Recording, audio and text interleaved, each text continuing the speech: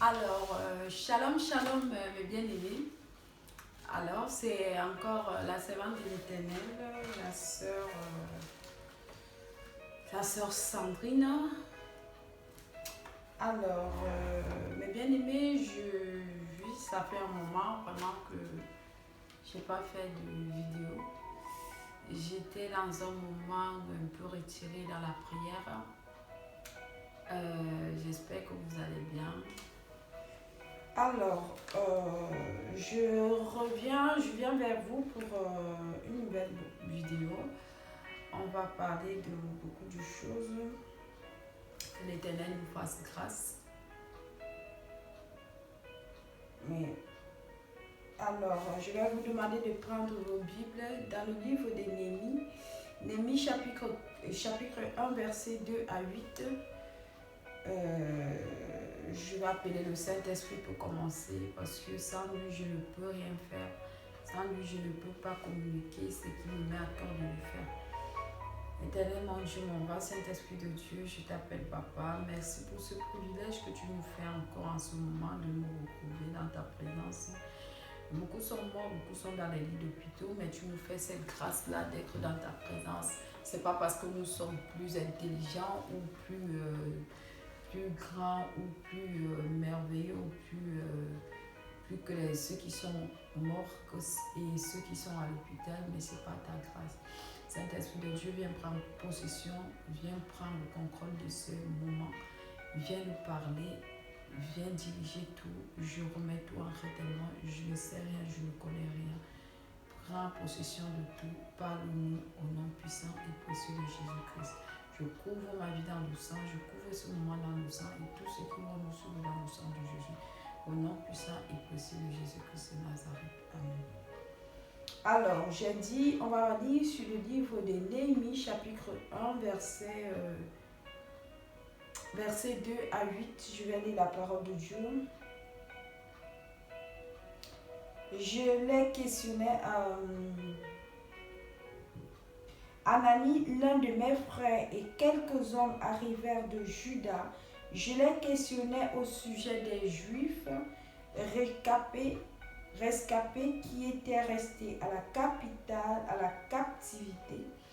Et au sujet de Jérusalem, ils me répondirent: ceux qui sont restés de la captivité sont là dans la province au comble du malheur et de l'opprobre. Les murailles de Jérusalem sont en ruine et ses portes sont consumées par le feu. Lorsque j'entendis ces choses, je m'assis, je pleurais et je fus plusieurs jours dans la désolation. Je jeûnais et je priais devant le Dieu des cieux, Dieu grand et redoutable, qui garde ton alliance et qui fait miséricorde à ceux qui t'aiment et qui observe tes commandements. Que ton oreille soit attentive et que tes yeux soient ouverts. Écoute la prière que ton serviteur t'adresse en ce moment. Jour et nuit pour tes serviteurs, les enfants d'Israël, en confessant les péchés des enfants d'Israël, nos péchés contre toi, car moi et ma maison et mon père, la maison de mon père, nous avons péché, nous t'avons offensé et nous n'avons point observé les commandements, les lois et les ordonnances que tu prescrivis à Moïse, ton serviteur.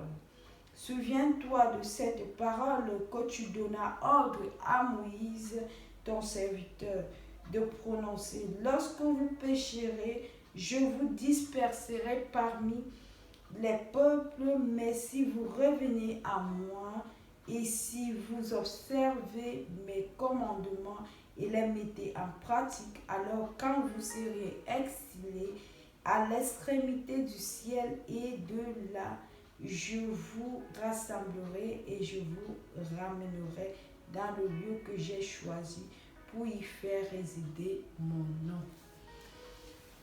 Alors, mes bien-aimés, ici, je suis allée jusqu'au verset 9. Donc, on peut lire jusqu'au verset 9. On peut lire jusqu'au verset 9. Pour intituler mon message va partir sur 2 phases. Dieu cherche un intercesseur, mais il n'en trouve pas. Jésus cherche un intercesseur, mais il n'en trouve pas. Pour ce qui est en train de se passer dans le monde actuel, on sait que c'est le jugement de Dieu, même si d'autres personnes disent que c'est le diable, mais le jugement de Dieu à cause des péchés que l'humanité, à cause des péchés que l'homme avait pris le péché comme une vie normale. L'homme a fait les lois que Dieu avait interdites dans la Bible se retrouvent parmi nous. Les choses que Dieu a interdites, on les trouve normales de nos jours. Et ces lois-là ont été votées par les hommes. D'où la colère de Dieu et ce qu'on voit actuellement, le Covid-19 et tout comme ça. Il y a des plaies là que l'Éternel a envoyées. La plaie du Covid-19, c'est un peu le jugement de Dieu. Et là, dans ce jugement de Dieu-là, le Seigneur, qu'est-ce qu'il cherche? Le Seigneur ne veut pas que l'humain... Dieu n'a pas créé l'humain pour qu'il aille en enfer. Dieu a créé l'enfer, c'était pour le diable.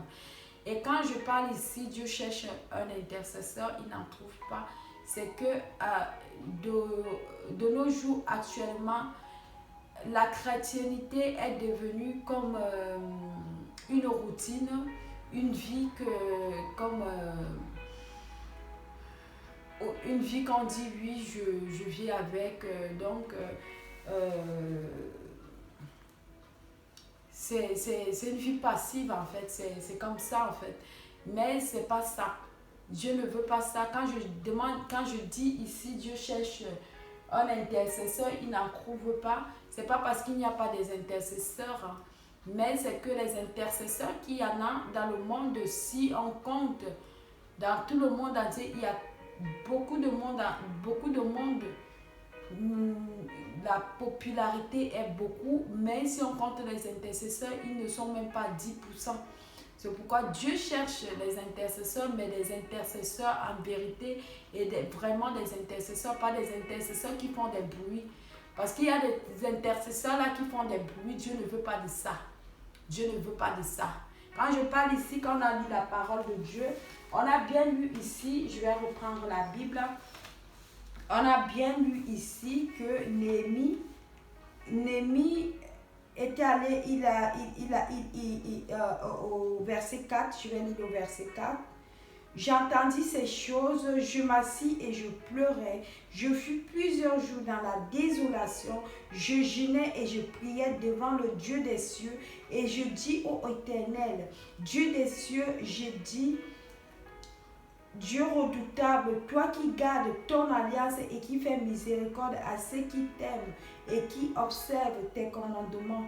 Que ton oreille soit attentive et que tes yeux soient ouverts. Écoute la prière que ton serviteur t'adresse. Ici, on dit bien que Néhémie s'était assis, il a pleuré et il a jeûné. Il a jeûné. Quand on demande la miséricorde de Dieu, c'est dans le jeûne et prière, dans les prières de supplication, donc dans la repentance. Quand Dieu cherche les intercessions, quand Dieu cherche un intercesseur, c'est pas envoyer le feu, c'est pas commencer à dire, faire des bruits, non. Quand on entre dans l'intercession, il faut un long moment de repentance. Il faut appeler le Saint-Esprit de Dieu. Il faut entrer dans un long moment de repentance pour que vraiment Dieu agrée la prière. Est-ce qu'il y a encore des intercesseurs dans nos églises? Est-ce qu'il y a encore des intercesseurs? Est-ce qu'il y a encore un intercesseur là? Est-ce qu'il y a encore une personne là qui peut se lever pour la nation? Est-ce qu'il y a encore une personne là qui peut se lever en vérité vraiment que oui, ma nation est dans la désolation, il faut que je me retire dans la prière, dans les jeûnes et prières et dans les supplications intenses à l'Éternel Dieu des armées, ô Dieu créé, ô Papa Adonai. Est-ce qu'il y a encore ces intercesseurs-là? Plus souvent, ce qu'on retrouve dans nos églises locales ou dans les chrétiens, même si cela dit, ceux qui sont à la maison, qui sont repartis à la maison, qui disent qu'ils prient à la maison, des intercesseurs, ils prient beaucoup pour leur famille, pour eux, mais moins pour la nation déjà où ils sont. Ils ne prient pas pour la nation où ils sont. Ils ne prient pas pour la nation d'où ils viennent. Quand Dieu cherche un intercesseur, quand je parle ici d'intercesseur, Dieu cherche un intercesseur déjà pour son église. Quand je parle pour l'église, ce n'est pas seulement pour ton église locale. Quand tu pries pour l'église, il faut prier pour toutes les églises. Parce que Dieu ne regarde pas que quand il va venir chercher, quand Dieu revient là, il ne va pas regarder que lui, tu as prié seulement pour ton église. Tu dois prier pour toutes les églises. Dieu ne fait pas, comment on appelle ça, des partis pris. Dieu n'aime pas ça. Dieu n'aime pas les partis pris. Et quand toi tu pries seulement pour ton église, c'est comme si tu faisais un parti pris. Tu dois prier. Tu as entendu que il y a un pasteur qui est tombé. Tu ne connais pas ce pasteur-là, mais qu'est-ce que tu fais? Tu te mets dans le jeûne et la prière pour ce pasteur-là. Tu pries pour ce pasteur-là. Tu pries pour l'église en question. Tu pries pour les membres d'église, de cette église-là. C'est Dieu cherche un intercesseur. Je vais entrer maintenant dans mon message. Je vais parler comme le Saint-Esprit va aller avec. Je m'excuse pour les gens qui seront blessés, mais je ne suis pas là pour... je n'ai pas là pour... comment on dit ça? Les émotions, en fait. Moi, je vais parler. Voilà. Quand je parle ici, je parle pour l'église universelle. Je ne parle pas que parce que je suis dans une église que je parle que pour mon église. Je parle pour l'église universelle. Quand Dieu donne sa parole de venir parler devant tout le monde, c'est pour parler à l'église. Parce que Dieu revient prendre son église. Jésus revient bientôt. Jésus revient bientôt. J'ai été dans des moments intenses de prière. J'ai vu Jésus. Jésus m'a beaucoup parlé. Jésus m'a parlé de son église. Et à chaque fois que je le voyais, il me disait que son retour est imminent. Préparez-vous car mon retour est imminent. Jésus, son retour est imminent. Et Jésus veut que tout cela qu'il a prédestiné pour le royaume, qu'il soit, quand il va revenir, parce que l'enlèvement est proche. Quand il va revenir, il faut que toutes ces personnes-là soient prêtes pour l'enlèvement. Mais qu'est-ce qui se passe dans l'église? Est-ce que l'église est prête? Pourquoi l'église n'est pas prête? Parce qu'on n'en trouve plus les amoureux. Allez, quand on va voir comment nos ancêtres ont marché, des papas Moïse, des papas, comme je viens de lire, papa Néhémie, papa Daniel, ce sont des gens qui ont marché avec l'Éternel, vraiment dans l'amour de tout abandonner. Ils abandonnaient tout pour Dieu. Dieu cherche quoi? Vous ne savez pas comment, excusez-moi.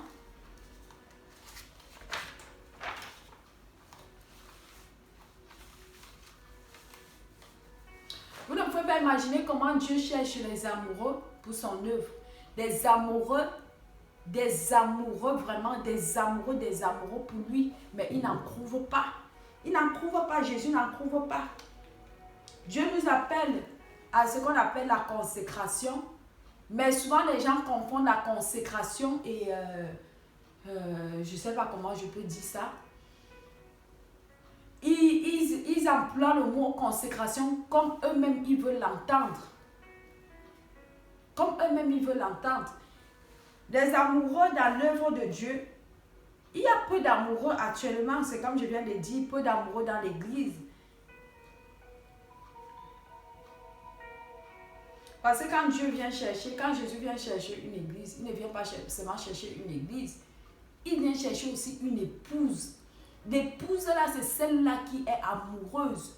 Quand on parle d'un homme et une femme, je vais prendre l'exemple, un homme et une femme, ils se mettent ensemble, pourquoi? Parce qu'ils sont amoureux l'un et l'autre, parce qu'il y a l'amour entre l'un et l'autre. Hein? Il y a de l'intimité entre l'un et l'autre. Ce qui font à deux, personne ne sait ce qui se passe, mais il y a il y a cette intimité-là entre l'homme et la femme. C'est cette intimité-là que Dieu cherche. C'est cette intimité-là que Dieu cherche, mais il n'en trouve pas. De nos jours, les gens disent j'aime Jésus, j'aime Dieu, j'aime Dieu. Ils n'aiment pas Dieu. On n'aime pas Dieu. Il faut voir comment les anciens de la Bible marchaient avec Dieu. Il y a des choses là qui sont écrites dans nos Bibles ici que nous avons, dans la parole de Dieu que nous avons ici sur la terre, qu'il y a d'autres choses, il y a beaucoup d'autres choses dans la Bible du ciel qui n'est pas écrite sur notre Bible ici. Les gens vont se dire, mais qu'est-ce qu'elle nous parle? Oui, j'étais au ciel, j'ai entendu, j'ai eu à rencontrer les hommes de Dieu, les ancêtres. Mais ça sera un autre témoignage. Je ne vais pas entrer dans ça. C'est que je viens seulement amener mon message. Que Dieu cherche les intercesseurs, mais il n'en trouve pas. Vous allez voir dans les églises actuellement, il y a des gens qui discutent seulement les postes. Je vais rester à côté du pasteur. Quand tu restes à côté du pasteur, tu fais quoi à côté du pasteur? Dieu ne veut pas les prières là. Oui, 1 heure de temps, 2 heures de temps. Oui, il y a aussi des prières collectives. Ensemble, on prie. Mais est-ce que tu as une intimité? Tu as une intimité avec Dieu. Dieu t'appelle dans l'intimité. Dieu veut te parler seul à seul.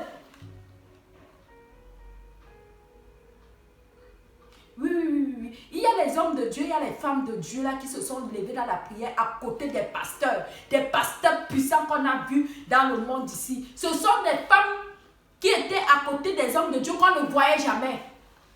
Laissez-moi vous dire ça. Une vraie intercesseuse, un vrai intercesseur de son pasteur, de son église, de sa nation, on ne le voit pas. Tu ne vas même jamais le voir à côté du pasteur. Tu ne le vois jamais. Pourquoi? Parce qu'il est en intimité. Il cherche la face de l'Éternel nuit et jour. Il implore la miséricorde de Dieu pour son pasteur, pour son église, pour sa nation, pour le monde entier. C'est ça. C'est cet intercesseur-là que Dieu cherche. Il n'y a pas. Tu vas les voir le dimanche. Tu les vois chaque dimanche. Tu ne les cherches aucun dimanche. Parce qu'il faut qu'ils s'asseyent là à côté du pasteur. Vous faites quoi à côté du pasteur? Je parlais de l'église universelle. Dieu cherche un intercesseur. Dieu cherche des intercesseurs pour plaider ce qui se passe. Le Covid-19, Dieu n'en trouve pas. Dieu cherche des intercesseurs pour plaider. Pour pleurer. Pour pleurer. Pour pleurer. Pour gêner. Pour s'écarter du mari un peu. Pour s'écarter un peu de sa femme. Pour s'écarter un peu de sa famille. Pendant des mois. Je n'ai pas parlé d'une semaine. Je n'ai pas parlé de 2 semaines. Je n'ai pas parlé d'un mois. Quand je parle ici de plaider, c'est que des mois et des mois, tu es devant la face de l'Éternel, dans l'intimité, où on ne te voit pas, on te cherche, on ne te voit pas. Et toi, tu es là-bas en train de plaider. Ils sont où? Ces intercesseurs-là et ces intercesseurs, ils sont où? Ils sont où? Et tu vas voir celles-là, souvent elles sont à côté du pasteur, ou ils sont à côté du pasteur, ils enfoncent sur le pasteur. Je vais parler, excusez-moi. Je ne suis pas dans l'émotion, excusez-moi. Je parlais de l'église universelle. Je parlais de l'église universelle. Ce qui se passe, le monde de Jésus est en train de pleurer. Des âmes qui sont en train d'aller en enfer. Est-ce que c'est ça? Est-ce que c'est ça? Dieu ne veut pas de ça. Jésus pleure. Jésus cherche les intercesseurs. Jésus cherche les intercesseurs. Il ne trouve pas. Les hommes puissants que vous avez vus, les hommes de Dieu puissants que vous avez vus là, vous croyez que c'est trop à cause de leur prière? Non. C'est quand ils ont l'armée derrière eux. On connaît qu'on a une armée derrière toi quand tu vois des gens qui se lèvent dans la prière pour toi, pour ton église, pour la nation où on se trouve. Mais où sont ces intercesseurs-là? Plutôt ils sont remplis à l'église là, quand ils vont voir peut-être qu'un jeune ou une jeune femme s'est levée, ou un jeune homme peut se lever, ça ne les plaît pas. Vous serez jugés. Dieu va vous juger sur tout ce que vous faites, vous serez jugés. Moi je parle. Moi je parle. Vous serez jugés. Vous n'avez même pas vu vu dans ce moment-ci là, les gens qui ont les cœurs comme ça, Dieu ne va jamais les parler. Dieu se tourne beaucoup plus des jeunes femmes, des jeunes enfants, des jeunes... on appelle les gens là, la saison de Josué. À l'époque de Josué, les gens de Moïse, jalousie. Jalousie dans le cœur. On va voir une jeune femme, une jeune fille, un jeune homme dans l'église pour se lever dans la prière. Tu ne vas jamais les voir encourager. Ils ne vont pas encourager. Tout ce qu'ils vont faire, ils vont aller se placer là-bas pour parler mal. On va t'intriguer, on va te donner tous les noms. Dieu va vous juger. Le jugement arrive. J'aime Jésus. J'aime Jésus. Tu aimes Jésus? Tu aimes Jésus? Toi, tu aimes Jésus? Jésus te dit de laisser ton lit conjugal là un peu pendant 1 mois, 2 mois, 3 mois. Quand tu es dans le secret, il te cherche. Quand tu es plaidé pour ton pasteur là, quand tu dis que tu aimes ton pasteur, pour ton église là, quand tu dis que tu aimes ton église, pour ta nation là, quand tu dis que tu aimes ta nation, Dieu te met dans l'intimité. Il n'y a plus d'amoureux.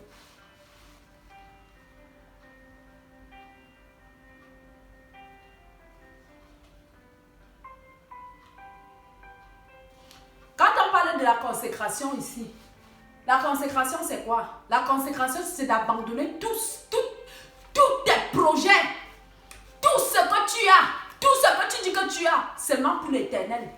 Qui le fait encore? Qui le fait? J'aime Jésus, Jésus, Jésus. Quand tu la trouves là, vous vous moquez de Jésus. Vous vous moquez de Dieu. Mais vous ne vous moquez pas de Dieu, le jugement arrive. Elles sont là 40 ans dans la chrétiennité, 50 ans dans la chrétiennité. Le cœur noir, le cœur ne change pas. Elles disent qu'elles font la repentance tous les jours, mais le cœur ne change pas. Dieu va vous juger. Dieu a déjà commencé à juger. Changez vos cœurs. Dieu vous appelle. Le ministère où tu es, l'église où tu es. Tu as entendu les rêves, tu as entendu les visions.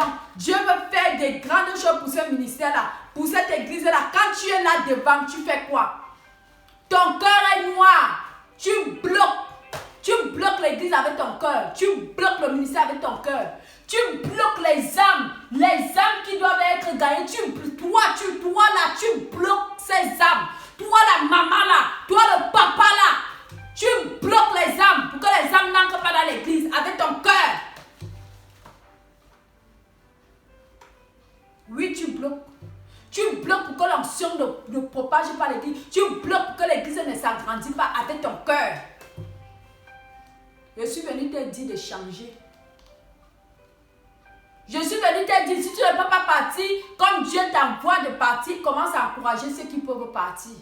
Au moins ça. Dieu va vous juger. Dieu a commencé à vous juger. Vous qui êtes 30 ans, 50 ans dans la chrétienté, vous ne changez pas là. Oui, c'est vous. C'est vous qui faites à ce que les hommes viennent dans l'église, ils repartent dans le monde. Vous, le cœur noir.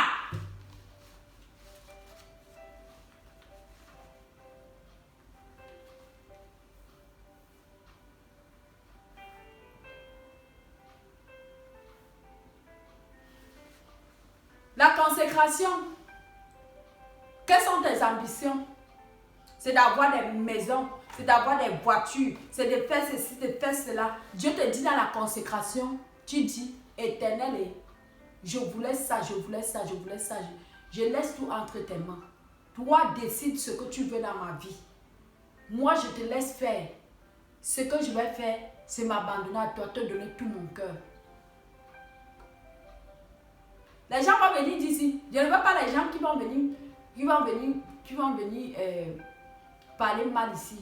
Si la vidéo ne te plaît pas, passe. Quitte dans ma vidéo, tu passes. Passe. Tu n'es pas obligé de regarder.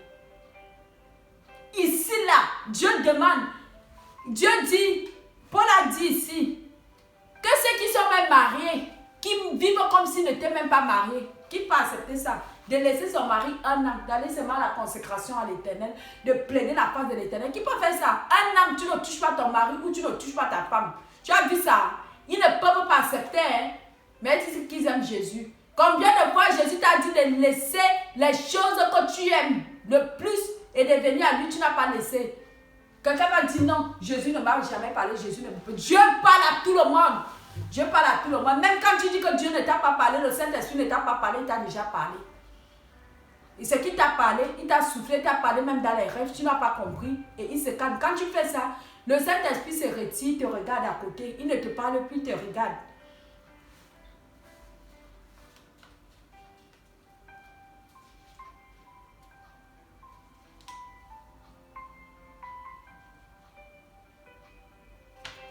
On a beaucoup d'ambition.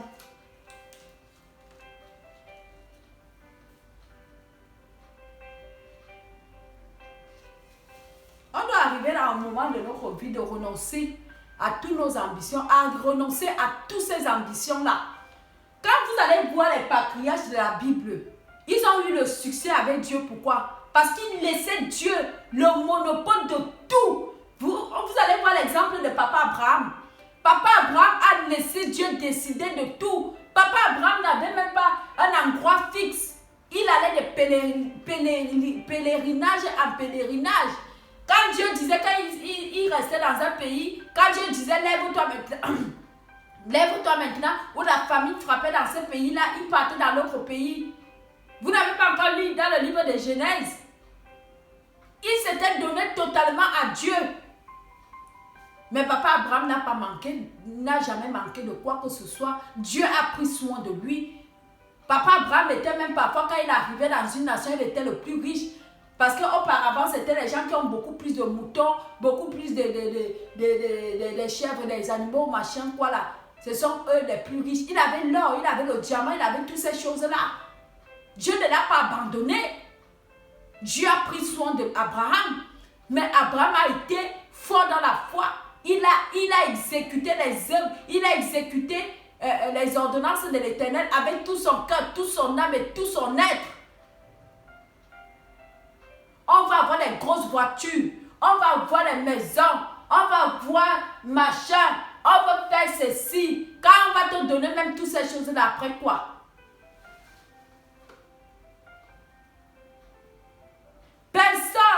Personne n'est venu à l'Éternel, a donné toute sa vie à l'Éternel, tout le monopole au Seigneur de faire tout dans sa vie.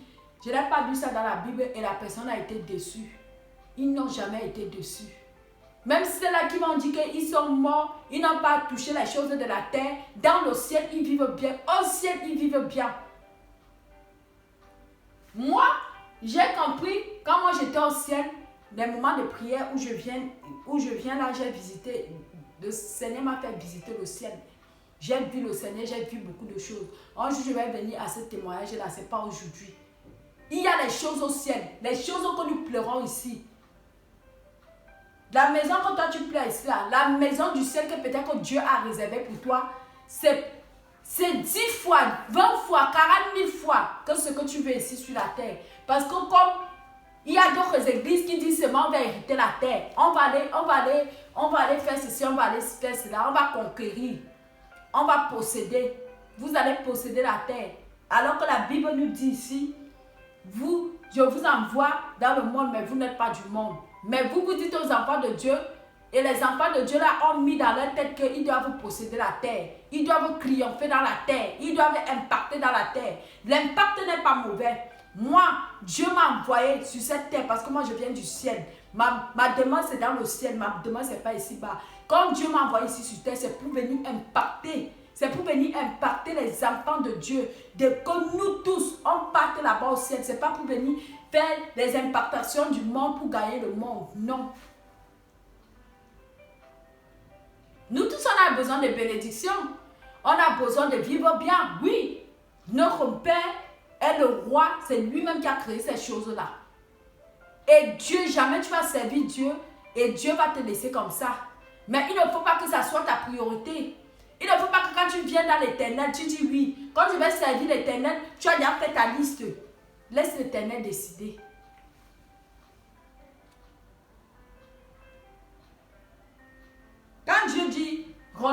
vos choses, renoncez à toutes vos choses et venez à moi.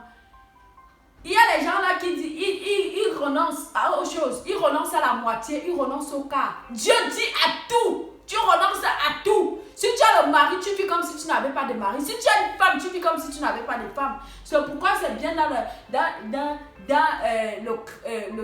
les gens qui croient en Dieu, de toujours épouser celle-là aussi qui est en Christ. Parce que vous deux, vous allez marcher dans la même foi. Et puis Dieu peut mettre un homme fort, une femme faible ensemble pour que l'homme qui est plus fort dans la foi soutienne sa femme qui est forte, qui est faible. Ou la femme qui est forte soutienne son mari qui est faible. C'est comme ça. Pour être équilibré, Dieu fait comme ça.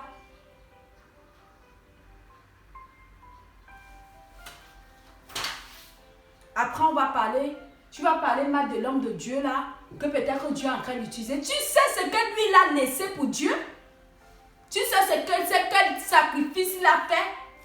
Quel genre de sacrifice il s'est donné? Ou la femme de Dieu là, l'onction que tu pars voler tous les jours. Tu veux la femme de Dieu là doit prier. Hé, maman prie, maman prie, maman prie. Tu sais comment elle a consacré? Tu sais comment elle a fait pour sa consécration? Ce qu'elle a laissé, ce qu'elle a abandonné pour Dieu. Et que toi, tu ne peux pas le faire, tu ne peux pas le faire. Dieu a dit au temps de la fin, je répandrai mon esprit de partout, sur les jeunes gens, sur les vieillards. Dieu ne répand pas sur les vieillards, il ne répand pas sur les vieux. Pourquoi? Les cœurs des vieilles femmes, des mamans, des papas sont endurcis. Normalement, c'est les mamans qui se levaient dans la prière, grave. Quand j'entendais, il y avait les réveils de quelque part. C'est les mamans, tu trouvais les mamans là, elles sont là. Hein? Elles sont là. C'est pas la prière. Il y a prière. Il y a la prière. Je vais vous dire quelque chose.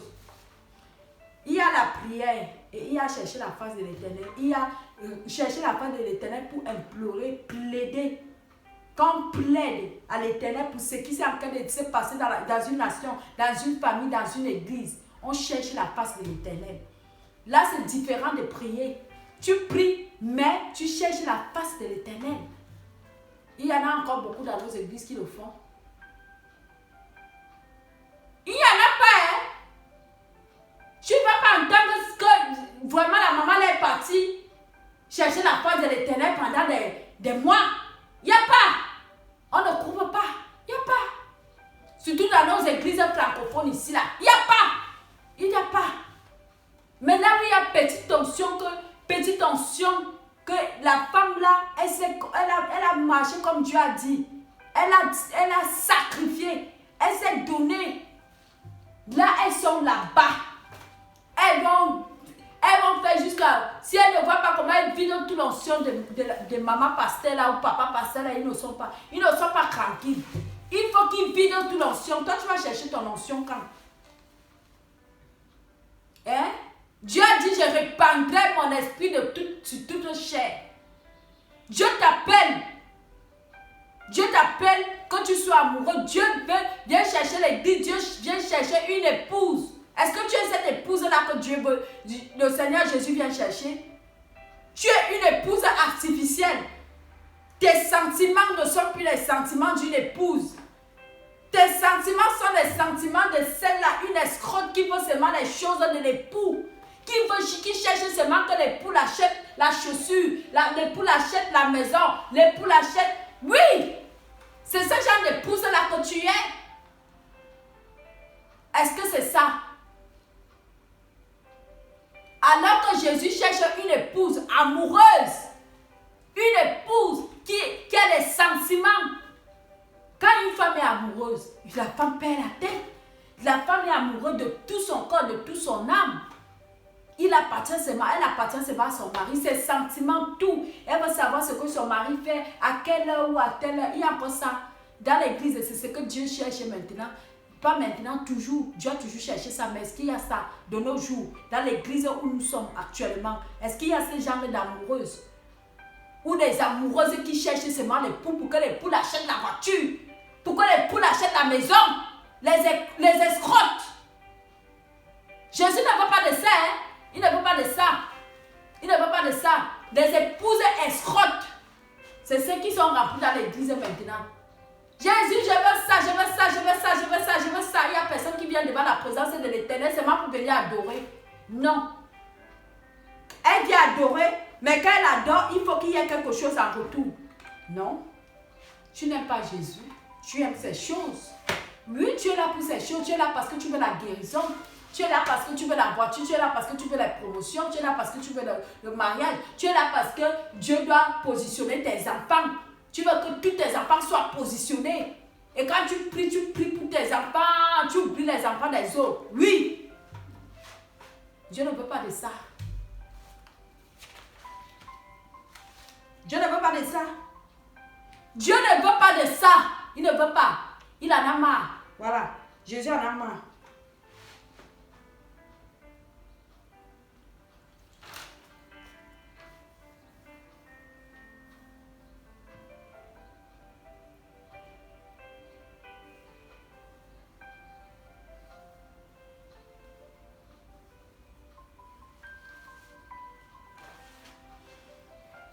Oui.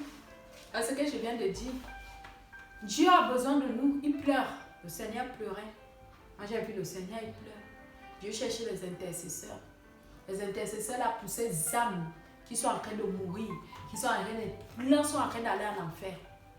Est-ce que vous ne savez pas que s'il y a des intercesseurs qui se lèvent dans la prière de miséricorde, pour plaider seulement pour ces âmes-là, pour plaider, vous allez entendre que même dans les hôpitaux, celle-là, elle était, comme on appelle ici en France, ils disent je ne crois pas en Dieu. Je ne sais plus comment on les appelle. Il dit, je ne crois pas en Dieu. Mais avant de donner l'âme, il appelle qu'on appelle un pasteur pour qu'il donne sa vie au Seigneur. Si nous, on se lève à commencer à prier, à plaider, à chercher la face de l'Éternel, à implorer la miséricorde de Dieu, il y aura des gens qui vont croire en Jésus en cascade dans le monde entier. Il y aura ces âmes-là que seulement elle a entendu parler de Jésus. Elle dit oui, j'avais entendu parler de Jésus, j'ai besoin d'un pasteur, je suis en train de rendre l'âme, mais j'ai besoin qu'un pasteur vienne. Elle se répand, elle donne sa vie à Jésus et elle part au ciel. S'il y a des intercesseurs,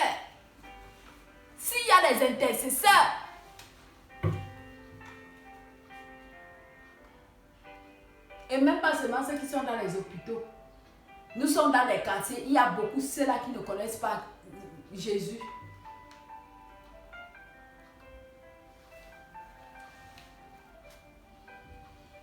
Alors, pour ça, je vais vous laisser mes bien-aimés. Je vous dis donc à la prochaine vidéo.